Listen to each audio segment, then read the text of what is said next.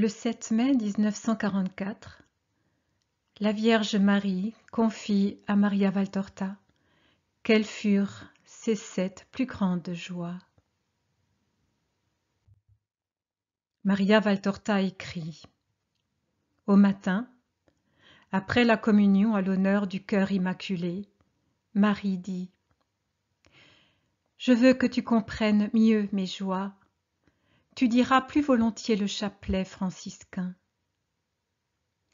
Ce qui m'a réjoui dans la première, ce ne sont pas ma gloire et ma joie, mais que soit venu le temps de la rédemption de l'homme et du pardon de Dieu à l'homme.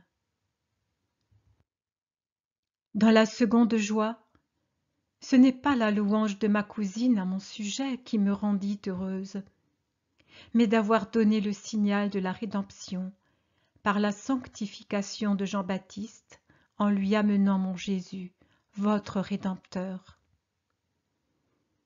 La béatitude de la troisième ne fut pas uniquement d'être devenue mère, sans douleur ni atteinte à ma virginité, et pas même la grâce de pouvoir embrasser Dieu, mon Fils.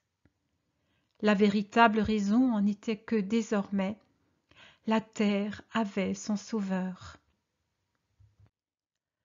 Le motif de ma 4e joie fut que j'ai vu, sous les traits des 3 mages, tous ceux qui, à partir de ce moment, allaient venir du monde entier et à toute époque de la terre vers la lumière, vers mon Seigneur, et allaient le proclamer roi, sauveur et Dieu.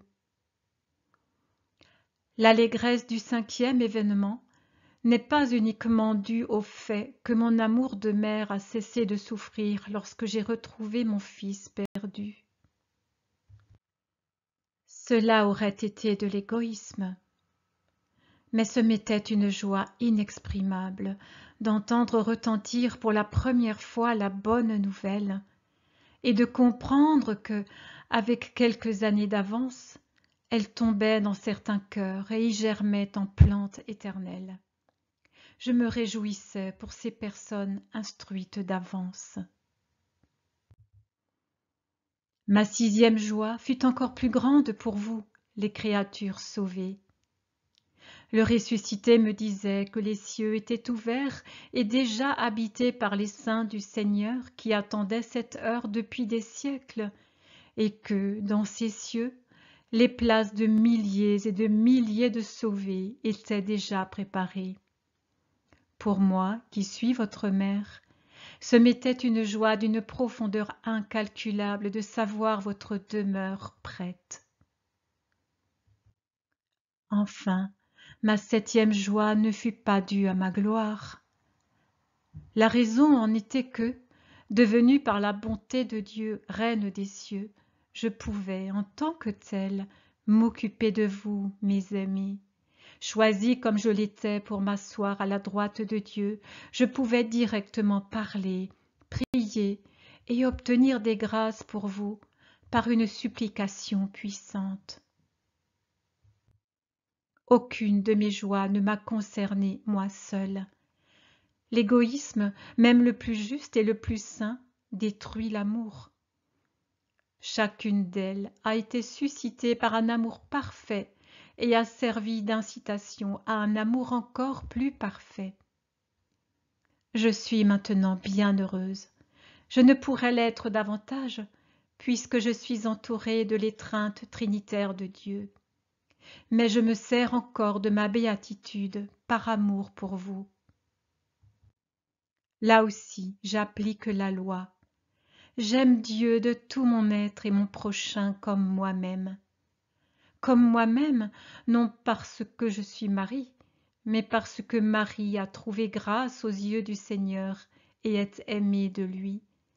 Elle est par conséquent une créature sainte en lui et de lui, une partie de lui. Oh, ma théologie, elle n'a qu'un seul mot-clé, amour.